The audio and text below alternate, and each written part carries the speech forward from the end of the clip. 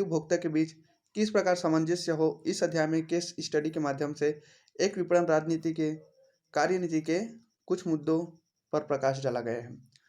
एक बार इसका ओवरव्यू देख लेंगे कि हम शिल्प बाजार में क्या क्या पढ़ने वाले हैं और कौन कौन से टॉपिक को कवर करने वाले हैं। देखते हैं। विपणन के सिद्धांत, बाजार सर्वेक्षण, अच्छा उत्पाद, गृह आधारित उद्योग, शिल्पों की विविधता, उत्पादों का विकल्प तथा सृजन, टीकोजी, वितरण प्रणाली, बाजार का विस्तार, सुस्वस्थ शिल्पी समुदाय, शहरी शिल्प बाजार, शिल्पकारों को स्वावलंबी बनाना, बाजारों के जरिए शिल्प कृतियों के विपणन के लाभ,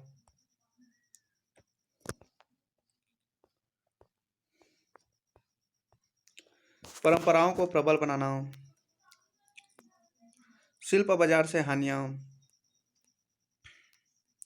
शिल्प बाजार की तैयारी,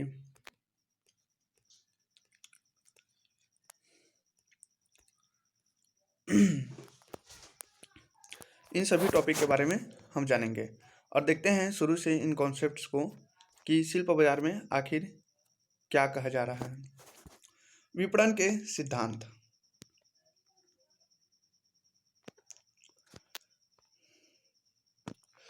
आदर्शतः शिल्पी समुदाय का उत्पादन बाजार आपूर्ति तथा मांग की गत्यात्मकताओं पर नियंत्रण होना चाहिए। इसके प्रमुख बिंदु निम्न हैं। बाजार सर्वेक्षण, उत्पादों तथा डिजाइनों की उपलब्धता की जांच, ग्राहक की आवश्यकताओं तथा मांगों की समीक्षा, कच्चे माल की उपलब्धता की जांच, छिपे हुए कौशलों का पता लगाने के लिए अनुसंधान, प्रशिक्षण तथा कौशल सुधार की सुविधाएं उपलब्ध कराना और क्रेताओं की पहचान और वित्तीय पूर्वानुमान। अच्छा उत्पाद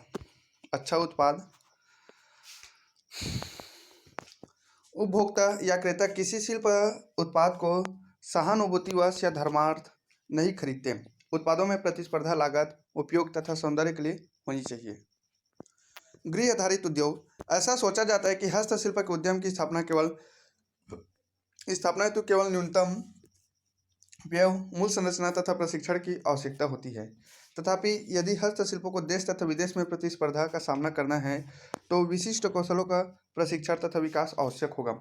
कलाकारी तथा गुणवत्ता जितनी परिष्कृत होगी, शिल्पकृति का मूल्य उतना ही बेहतर होगा, जो मध्यम दर्जे के उत्पादों से भरे बाजार से ऊपर उठ पाएगा।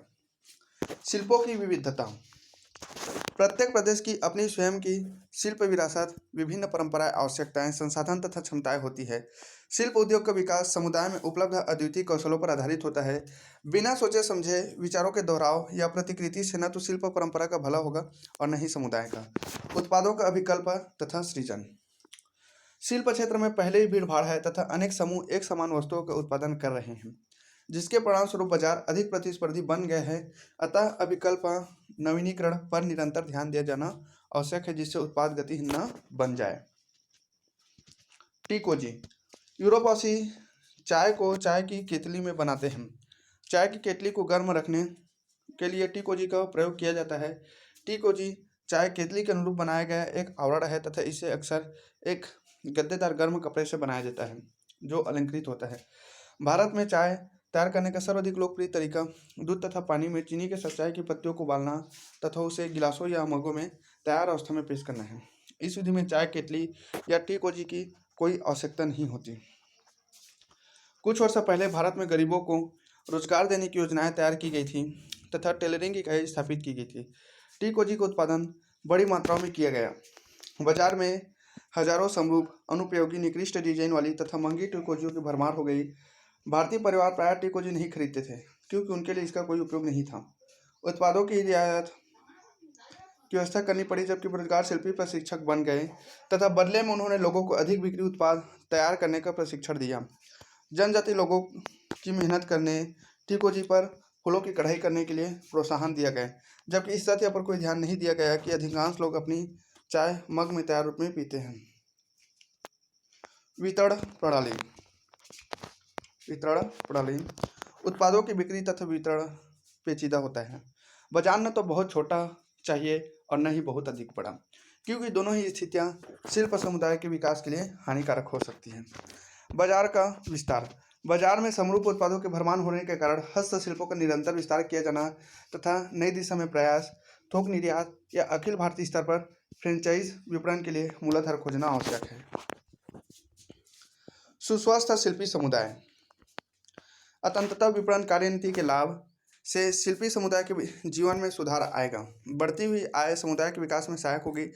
इस आय का निवेश कार्यस्थलों तथा घरों में स्वास्थ्य और सुरक्षा, परिवार के सदस्यों की शिक्षा, कौशल एवं औजारों के सुधार हेतु अनुसंधान व विकास पर तथा कच्चे माल व विकल्पों की अभिधि प्राप्ति, अपशिष्ट निपटान, पैकेजिंग तथा बिक्री हेतु अधिक खरीद और पर्यावरण के अनुकूल समाधान ढूंढने आदि में किया जाना चाहिए। शहरी शिल्प बाजार। कई दशकों से शिल्प बाजारों का आयोजन किया जाता रहा है। पर्यटन विकास निगम, हस्तशिल्प तथा हथकरघा बरनार हथकरघा बोर्ड एवं गैर सरकारी संगठनों ने विभिन्न नगरों में शिल्प बाजारों का आयोजन किया। विगत वर्षों में ऐसे शिल्प बाजारों तथा शिल्प संवर्धन प्रयासों ने शिल्प समुदाय को सिखा दिया कि नए उत्पादों का परीक्षण किस प्रकार करना है। उनमें स्वयं अपने स्तर पर कार्य करने, बाजारों तथा मेलों का आयोजन करने का विश्वास उत्पन्न किया है तथा उन्हें सिखाया कि उन्हें परिणाम का तथा ग्राहकों से प्राप्त पुनर्निवेश का मूल्यांकन किस प्रकार करना है। दस्तकार ने ऐसे बाजार का आयोजन प्रकृति बाजार के रूप में किया है, जिसमें बांस, पटसन, कपास, लकड़ी तथा मिट्टी जैसे प्राकृतिक सामग्री से निर्मित उत्पादों की व्यापक विविधता होती है। उन्होंने निरंतर मांग करने वाले शहरी ग्राहकों के लिए नए उत्पादों का विकल्पन करने के लिए शिल्पियों के साथ कार्य किया है। इन प्रकृति बाजारों के आंकड़े इस सामान्य अवबोधन को प्रतिबिंबित नहीं करते कि शिल्प बाजार सिकुड़ रहा है। वार्षिक प्रकृति बाजार में बिक्री में सुस्थिर वृद्धि हुई है और वर्ष 1995 में 10 लाख से वर्ष 2004 में 2.5 करोड़ का कारण शिल्पियों की संख्या है, जो कम हो रही है और एक दशक में 10% कम होती जा रही है। शिल्पकारों को स्वावलंबी बनाना। 1960 के दशक में प्रथम शिल्प बाजार ग्रामीण शिल्पों को शहरी क्षेत्रों में लाना तथा पारंपरिक हस्तनिर्मित उत्पादों के लिए बाजारों का सृजन करने की दिशा में एक नया कदम था। सरकारी माध्यमों द्वारा विभिन्न राज्यों की राजधानियों तथा प्रमुख शहरों में आयोजित शिल्प प्रदर्शनियों तथा हथकरघा मेलों के साथ साथ शीघ्र ही दस्तकार तथा शिल्पग्राम जैसी संस्थाओं द्वारा भी ऐसी प्रदर्शनियों और मेलों का आयोजन किया जाने लगा, जिनसे शिल्पी स्वयं अपने उत्पादों को बेचते थे। तो बाजारों की स्थापना की गई और शिल्पी उस बाजारों में अपने सामान बेचते थे। आजकल से ऐसे शिल्प बाजारों का आयोजन करने के लिए सभी पहलुओं को ध्यान में रखना पड़ता था, क्योंकि ग्रामीण पृष्ठभूमि से आने वाले शिल्पी शहरी परिवेश से अपरिचित थे। उन्हें शिल्पियों को स्टेशन से लेना पड़ता था, स्टॉल स्थापित करने में उनकी मदद करनी पड़ती थी, उनके लिए आवास तथा खाने की व्यवस्था और कुछ अवसरों पर बिस्तर तथा गर्म कपड़ों की भी व्यवस्था करनी पड़ती थी। आज यही शिल्पी आत्मविश्वासी विश्व यात्री बन गए हैं। ऐसा इस कारण है कि शिल्प बाजारों ने शिल्पी समुदाय को भुगतान के प्रत्येक पहलू तथा शहरी बाजारों से अपने उत्पादों के विपणन में अधिक स्वतंत्रता दिया है। शिल्पकारों में स्वतंत्रता तथा विश्वास जागृत करने के लिए उन्हें बाजार की आयोजना करने तथा उसे लगाने में सहायता करने दोनों में भाग लेना चाहिए। ऐसा करने के लिए नियम, दिशा निर्देश स्थापित करने तथा सभी मूल संरचनात्मक तथा प्रबंधकीय मुद्दों का समाधान करने के लिए बाजार लगाने से पहले एक बैठक का आयोजन किया जाना चाहिए। बाजार समाप्त होने के बाद कार्यशालाएं शिल्पकारों को पुनर्निवेशन का मूल्यांकन करने, बिक्री आंकड़ों का विश्लेषण करने तथा भविष्य की योजना बनाने में सहायता करती है। ऐसी बैठकों का आयोजन यह सुनिश्चित करने के लिए किया जाना चाहिए कि अगले अवसर पर सुधार करने तथा समुदाय भावना को सुदृढ़ करने के लिए क्या कदम उठाए जाए। बाजारों के जरिए शिल्प कृतियों के विपणन के लाभ और शिल्प कृतियों को बाजार से कैसा लाभ होता था, इनको देखते हैं। सर्वाधिक महत्वपूर्ण लाभ यह है कि यही वह अवसर है जहां शिल्पकार पर सारा ध्यान केंद्रित होता है, जहां शिल्पकार को ऐसा उद्भाषण, प्रचार, दृश्यता तथा केंद्र मिलता है जो कारीगरों को अन्यथा शहरी महानगरों में प्राप्त नहीं होता। मतलब कि जो शिल्प केंद्र होते हैं, तो शिल्प केंद्रों में जो कारीगरों को एक बेहतर स्थिति मिलती है जो अन्यथा उन्हें कहीं नहीं मिलती। बाजार शिल्प उत्पादों व कौशलों पर विशिष्ट प्रकाश डालने का अवसर है। बाजार के अनुभव से कार्य क्षेत्र की समस्याओं तथा संभाव्यताओं पर भी प्रकाश डाला जा सकता है। यह महत्वपूर्ण है कि प्रदर्शनी स्थल का लाभ शिल्प उत्पादन संबंधी अन्य मुद्दों तथा सामाजिक एवं पर्यावरणीय समस्याओं को उठाने के लिए किया जाए। शिल्पों के विकास के प्रति प्रतिबद्ध व्यक्तियों को रवैया भी संरचनात्मक है। हम यह प्रश्न पूछते हैं कि परीक्षण से क्या तात्पर्य है। क्या शिल्प परंपराओं का अनुसरण करने वालों अर्थात शिल्पकारों को पुरानी सदी में ही जीवित रखना है? क्या वे अभी भी शिल्पकारों को ऐसा मानते हैं कि वे सदियों पुरानी यजमान प्रणालियों द्वारा उनके साथ जुड़े हैं, अथवा उन्हें सृजनात्मक व्यक्ति माना जाता है जो अपने कार्य में अपनी सृजनात्मकता उड़ेल देता है तथा बिना सोचे समझे पुराने पैटर्नों पुराने रूपों की नकल नहीं करते, जो अभियांत्रिक प्रतिबल का कृत्य है जिसमें स्वरूप की विशुद्धता, प्रवाह तथा अभिव्यक्ति की ताजगी समाप्त हो जाती है? क्या उन्हें समाज में आज वही आदर तथा स्थान प्राप्त है जो कलाकारों, चित्रकारों, मूर्तिकारों, संगीतज्ञों, नर्तकों आदि प्रदर्शन कलाकारों को प्राप्त है, अथवा हम अभी भी उन्हें केवल कुशल कारीगर ही मानते हैं जो अज्ञात, अनाम, पहचान विहीन है, जिन्होंने हमारे व्यक्तियों, हमारे घरों, हमारे माहौल को समृद्ध करने तथा व्यापारियों को धनवान बनाने के लिए सदियों से शिल्प कृतियों का उत्पादन किया है? Jasleen Dhamija, India magazine. तो इंडियन मैगजीन के जसलीन धमीजा ने यह कहा है कि जो प्रदर्शनी की कला करने वाले जो कलाकारों को जो मान सम्मान प्राप्त है, क्या वही मान सम्मान हमारे शिल्पकारों को प्राप्त है? इस प्रकार का प्रश्न उन्हें उठाया। चौथा, दिल्ली हाट, दिल्ली बांद्रा रिक्लेमेशन, मुंबई सूरजकुंड मेला हरियाणा, शिल्पग्राम तिरुपति, दक्षिणी चित्र, चेन्नई भारत भवन, भोपाल शंकरदेव संग्रहालय, गुवाहाटी इत्यादि जैसे खुले स्थल में लगे बड़े बाजार का लाभ यह है कि इससे क्रेताओं के एक व्यापक वर्ग को आकृष्ट करने का सामर्थ्य होता है, जिनमें वे लोग भी शामिल होते हैं जो सामान्यतः शिल्प उत्पाद नहीं खरीदते। ऐसी एक अत्यंत भ्रामक अवधारणा है कि हस्तशिल्प केवल उच्च वर्गीय ग्राहकों के लिए ही है। शहरी मेले या शिल्प बाजार का एक लाभ यह भी है कि अधिक अधिक लोग वस्तुतः शिल्प कृतियों खरीदते हैं तथा उनका आनंद उठाते हैं। वे यह महसूस करते हैं कि विविध शहरी जनसंख्या की भिन्न भिन्न रुचियों के लिए कुछ न कुछ उपलब्ध होता है। 2008 में बेरोजगार महिला कल्याण संस्थान BSKS ने, जो बिहार का सर्वोत्तम टसर कोसा साड़ी विक्रेता समूह है, एक बाजार में भाग लिया। दिल्ली में बाजार में उनकी बिक्री काफ़ी अच्छी थी तथा समुदाय की अपनी रहन सहन की दशाओं में सुधार आया है, जबकि केवल 12 वर्ष पूर्व वे असहाय बंधुआ मजदूर थे। बाजार सीखने का एक ऐसा स्थान है जहां शिल्पकार उपभोक्ताओं के साथ आमने सामने बैठकर बातचीत कर सकते हैं। वे भी उनकी रुचियों, रुझानों तथा रंग वरीयताओं के बारे में जान सकते हैं। कार्यशालाओं एवं परीक्षणों में पत्रों तथा व्याख्यानों में गुणवत्ता नियंत्रण या आकार निर्धारण संबंधी सिद्धांत समझे तो जा सकते हैं, परंतु उन पर कार्यान्वयन बाजार में ही देखा जा सकता है। एक बाजार में गुजरात से महिला कढ़ाई कर्ताओं ने अपने बहुरंगी शीशे के काम वाली कढ़ाईदार कुशन आवरणों को नीले रंग के विभिन्न वर्णों में बदल दिया। ये नीले कुशन आवरण यूरोपीय लोगों में अत्यधिक लोकप्रिय हुए, विशेषतः इस कारण क्योंकि ब्रिटिश तथा डच लोग सामान्यतः नीले रंग से मुंह नहीं मोड़ सकते। सहयोग में ताकत है। बाजार में तथा धर्मशालाओं या मेहमान घरों में जहां ये शिल्पकार रहते हैं, अन्य शिल्पी समुदाय के साथ मेलजोल तथा परस्पर कार्य करने से सामूहिक विश्वास उत्पन्न होता है तथा वे एक दूसरे से सीखते हैं। किसी अन्य शिल्पकार की 15 लाख की बिक्री के बारे में सुनने का उल्लास महानगर बाजार में पहली बार भाग ले रहे किसी भी शिल्पी समूह के लिए एक बड़ा उत्प्रेरक है। देश भर की अनेक संस्थाओं जैसे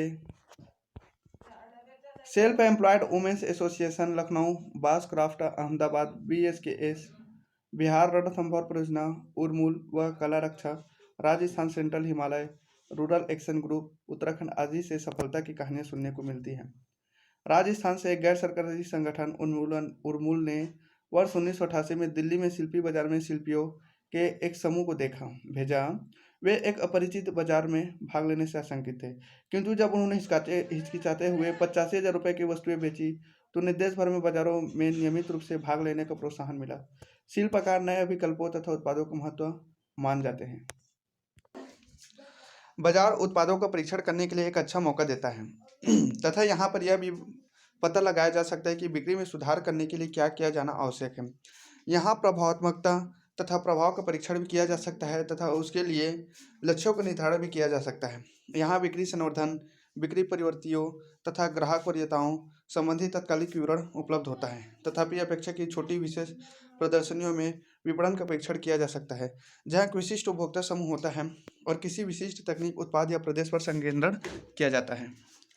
परंपराओं को प्रबल बनाना। जब कोई महिला अपने स्वयं के देश से दूर जाती है तथा पश्चिमी देश में प्रवास करती है तो क्या होता है, वह अपनी परंपराओं के संपर्क में कैसे रहती है। ये परंपराएं उसके समुदाय का एक एकीकृत भाग होती है तथा उसे पहचान की एक भावना प्रदान करती है। निम्नलिखित उदाहरण उन कई तरीकों में से एक है जिनके द्वारा लोग ऐसा करने का प्रयास करते हैं। वर्ष 1991 में बांग्लादेश से एक प्रवासी महिला शिरीन अकबर लंदन में तथा उसके आसपास प्रवासी महिलाओं के छोटे समूह में जाकर उन्हें विक्टोरिया तथा अल्बर्ट म्यूजियम की स्लाइडें दिखाने लगी, जहां वह कार्यरत थी। इस संग्रहालय में भारतीय कला का एक विशाल संग्रह है। स्लाइड जो शो के पश्चात महिला संग्रहालय में गई, जहां शिरीन द्वारा दी गई वार्ता के पश्चात महिलाओं ने गैलरी के आसपास जाकर उन डिजाइन के आरेख बनाए जो उन्हें रुचिकर लगे। वे इन विकल्पों को वापस अपने समूह में लेकर आई ताकि उन्हें कपड़े पर उतारने तथा बनाने का प्रयास किया जा सके। यह उन्हें लिंग संबंधी समस्याओं से परिचित करवाने का एक तरीका भी था।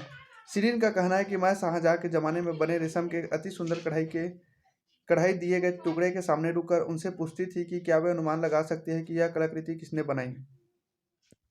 वे लगभग सदैव यह उत्तर देती थी कि यह बारीकी कलाकृति महिलाओं की बनाई है तथा उन्हें आश्चर्य होता था कि वस्तुतः वे पुरुष थे जिन्होंने ऐसी नाजुक कलाकृति का सृजन किया है। तब हम उन्हें बताते थे कि पैसा मिलने पर पुरुष वह कार्य कर लेते हैं जिसे साधारणतः वह महिलाओं का काम समझकर अनादरपूर्वक टाल देते हैं। उन महिलाओं ने उसकी इसकी तुलना स्वयं अपनी स्थितियों से करनी शुरू की तथा यह कहा कि उनके पति अपने घरों में रसोई में प्रवेश नहीं करते, जबकि वस्तुतः वे पेशे से रसोइये थे।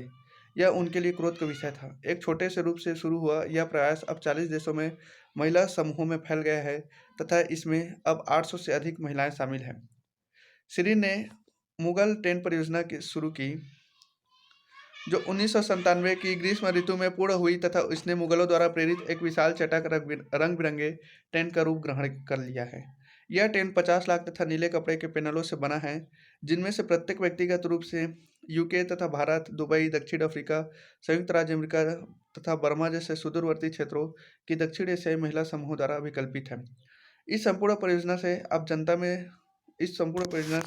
आम जनता में जागरूकता तो आई है, संग्रहालय में एक सर्वथा नवीन श्रेणी के दर्शकों को प्रविष्ट किया है तथा शामिल महिलाओं में अत्यधिक आत्मविश्वास का सृजन किया है। शिरीन अकबर का कहना है कि वे जब चाहे संग्रहालय में आती है, अभिकल्पों की छोटी छोटी बारीकियों की जांच करती है तथा और भी अधिक उल्लासजनक यह है कि यह ऐसी प्रदर्शनी में भाग लेती है जो दक्षिण एशिया के साथ पूर्णतः असंबद्ध है। उन्होंने अपनी कलाकृतियों को बेचना तथा रेडियो एवं दूरदर्शन साक्षात्कार देना शुरू कर दिया है। यह अत्यंत उत्साहवर्धक है। मैं अब बेकार हो गई हूँ। मतलब शिरीन की यह कहानी यह बताती है कि शिरीन उस समय जितनी अधिक महत्वपूर्ण थी वह अभी उतनी अधिक महत्वपूर्ण नहीं हो पाई है। शिल्प बाजार से हानियाँ।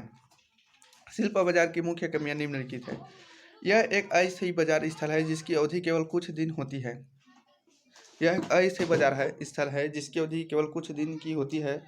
बाजार के आयोजन में, प्रचार, प्रस्तुतिकरण व संवर्धन में और लोगों व मीडिया का ध्यान आकृष्ट करने में निवेश सापेक्षताएं बहुत अधिक है। ऐसे ऐसे बाजारों में ऐसे शिल्पकारों की भीड़ बढ़ जाती है जो आज यहाँ है और कल कहीं और चले जाएंगे। शिल्प कृतियों के लिए उद्भाषण तथा जागरूकता का सृजन करके इस समारोह से शिल्पियों को उनके उत्पादों के लिए स्थायी बिक्री केंद्रों तथा आदेशों के साथ संबंध किया जाना चाहिए। बेची जा रही वस्तुओं की गुणवत्ता पर आयोजकों का कोई नियंत्रण नहीं होता, न ही वे यह सुनिश्चित कर पाते हैं कि शिल्पी प्राप्त क्रय देशों का बाद में अनुवर्तन करें। यह महत्वपूर्ण है कि शिल्पी समारोह से पूर्व तथा बाद में कुछ समय व्यतीत करके यह योजना बनाएं कि वे क्या लाएंगे तथा बाद में बिक्री के आदेशों का पालन करें। शिल्पी कई बार प्रदर्शनी में दोष युक्त माल लाकर ऐसे बाजारों का फायदा उठाते हैं क्योंकि वे ये जानते हैं कि बिक्री के बाद उनकी कोई वापसी या अस्वीकृति नहीं होगी। बाजार एक एकीकृत उत्पादन तथा विपणन प्रक्रिया का भाग होना चाहिए, न कि अपने आप में एक स्वतंत्र घटना जैसा कि प्राय होता है। कई सरकारी विभाग, गैर सरकारी संगठन तथा संस्थाएं आज बाजारों तथा प्रदर्शनियों का प्रयोग स्वयं अपनी संवर्धनात्मक प्रक्रिया के रूप में करते हैं। वे बिना उचित आयोजना या प्रेरणा के अज्ञात कारीगरों को भार तेज देते हैं तथा प्रदर्शन और प्रचार में कंजूसी करते हैं। छठवां, लघु शिल्प बाजारों एवं अल्पकालिक प्रदर्शनियों की एक अन्य कमी यह है कि यद्यपि इनमें लोगों के काम आने वाले शिल्प विशेषकर हथकरघा उत्पाद होते हैं, ठीक है, हथकरघा उत्पाद ही लोगों के काम आते हैं, तथापि उन्हें और बड़े पैमाने पर उपलब्ध होना चाहिए। इससे ग्राहकों को रंग, आकार, कपड़े, अभिकल्प तथा बुनाई में चयन करने का और अधिक अवसर प्राप्त होता है। एक अल्पकालिक प्रदर्शनी के लिए बड़े पैमाने पर उत्पाद की ढुलाई शिल्पियों के लिए कठिन कार्य है। शिल्प बाजार उत्पादों के व्यापक चुनाव के साथ विभिन्न प्रकार के ग्राहकों को आमने सामने लाने में उपयोगी है। तथापि महंगी कलात्मक कृतियों के लिए बेहतर प्रस्तुतिकरण तथा संवर्धन की आवश्यकता होती है, जिसकी व्यवस्था सामान्यतः प्रदर्शनी में नहीं होती। उपयोग में लाए जाने वाले सस्ते उत्पादों को भी हानि पहुंचती है, उदाहरणतः झाड़ू या टोकरियों में, क्योंकि आभूषणों जैसी चमक नहीं होती, अतः वे तभी लाए जाते हैं जब उनकी आवश्यकता पड़ती है, भावनावश नहीं।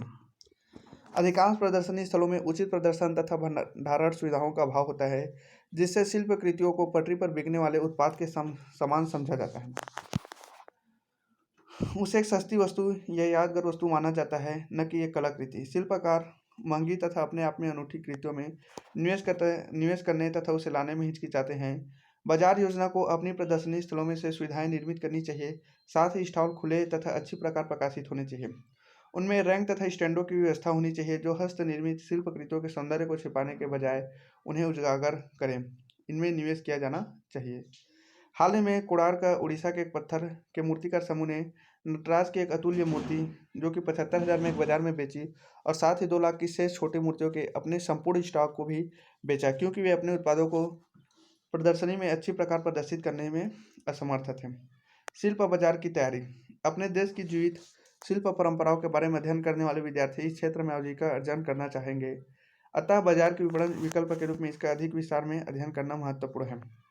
बाजार का अर्थ मात्र हाल बुक करने से कहीं अधिक है। स्थल के चयन से लेकर स्थानीय बिक्री कर विनियमों के प्रत्येक पहलू का बिक्री पर प्रभाव पड़ता है। एक अवसर पर हस्तकला प्रदर्शनी के आयोजकों ने प्रदर्शनी हाल के बाहर पार्किंग के लिए पुलिस की अनुमति प्राप्त नहीं की, और इसके परिणामस्वरूप व्यवस्था अस्त व्यस्त हो गई तथा आधे दिन की बिक्री की हानि हुई। किस प्रकार एक प्रदर्शनी का आयोजन एवं इसको विज्ञापन करना है, यह महत्वपूर्ण है। रंग बिरंगे तोरण, निमंत्रण पत्र, खूबसूरती से बनाए गए बैनर, कियोस्क विज्ञापन, डाक पत्र, प्रेस विज्ञप्ति इत्यादि घटना को बखूबी सफल बनाने में महत्वपूर्ण योगदान देते हैं। उचित रूप से प्रदर्शनी का आयोजन एवं उसका उचित प्रचार तथा शिल्पकारों द्वारा समुचित उत्पादन योजना पर ही बिक्री की सफलता या असफलता निर्भर करती है। शिल्पकारों द्वारा सीधे निर्मित तथा विक्रय की जाने वाली हस्तकलाएं ऐसा संदेश अनेक साधनों से जनता में पहुंचाया जा सकता है। अंततः सारा ध्यान प्रतिभागी शिल्पकार तथा शिल्प उत्पाद पर होना चाहिए। शिल्पी समूहों को पूर्व सूचना, स्थल लक्षित उपभोक्ताओं तथा संभावित रुझानों संबंधी जानकारी समय पर भेजी जानी चाहिए, ताकि समुचित माल तैयार किया जा सके। बहुत कम माल का होना लगभग उतना ही त्रासदीपूर्ण है जितना बहुत अधिक माल का होना। बाजार कभी कभार होने वाले अवसर है तथा इनकी प्रतिभागिता में बहुत सारी छिपी लागतें हैं, जिनके कारण सही मात्रा में सही वस्तुएं बनाना महत्वपूर्ण है। घटनाक्रमों का बाजार कैलेंडर संपूर्ण वर्ष के दौरान अभिकल्प विकास तथा उत्पाद प्रस्तुतिकरण योजना का आराम बिंदु होना चाहिए। वास्तविक लागतों के आकलन में छिपे व्ययों तथा अप्रत्याशित परिस्थितियों के लिए प्रावधान शामिल किया जाना चाहिए। कई परिवर्ती लागतें होती है जो बाजार में बड़े पैमाने पर उपलब्ध वस्तुओं के लिए कम तथा अद्वितीय वस्तुओं के लिए उच्चतर होती है। एक प्रकार की एक ही कृति एक ऐसा प्रयोग है जो शिल्पकार तब कर सकते हैं जब वे स्वयं अपने नियत कीमतें, उचित बल तथा कोई सौदेबाजी नहीं। ये शिल्प बाजार के कुछ महत्वपूर्ण सिद्धांत हैं।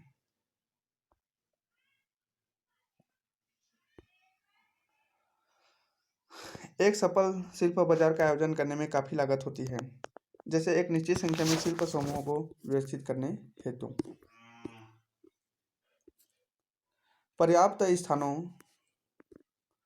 पर्याप्त स्थान का किराया, वस्तुओं को रखने तथा उनके प्रदर्शन हेतु स्टॉल तथा स्टैंड लगाने, प्रचार यात्रा प्रशासन तथा मूल्य व्यवस्था संबंधी व्यय। किसी शिल्पी समूह को बाजार में आमंत्रित करने का मापदंड क्या है? सर्वप्रथम किसी बाजार के लिए उनकी आवश्यकता ही प्राथमिक है, किंतु उनके पास विपणन योग्य उत्पाद भी होना चाहिए। पहले से भरे बाजार में किसी उत्पाद को उतारने से पहले उत्पाद को तैयार करने संबंधी कार्य किया जाए, यह सदैव उचित है। ऐसी अनेक सरकारी योजनाएं हैं जिनसे लागतों को कम करने में सहायता मिल सकती है।